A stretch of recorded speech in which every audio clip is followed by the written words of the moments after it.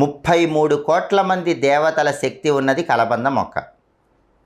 సహజంగా అందరూ కలబంద మొక్క ఇంట్లో పెంచుతారు, లేదా గుమ్మం ముందు వేలాడదీస్తూ ఉంటారు.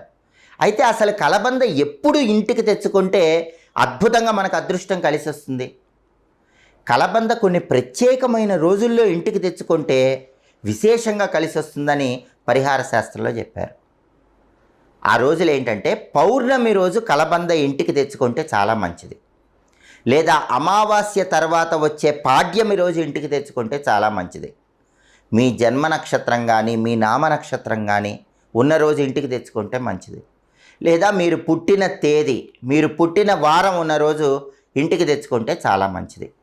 ఈ రోజుల్లో ఎప్పుడైనా కలబంద ఇంటికి తెచ్చుకోవాలి. కలబంద తెచ్చుకోగానే ఏం చేయాలో తెలుసా? ముందు కలబందని శుభ్రంగా నీళ్లతో కడగాలి. కలబంద వేళ్ళు మొత్తం కూడా నీళ్లతో శుభ్రం చేయాలి.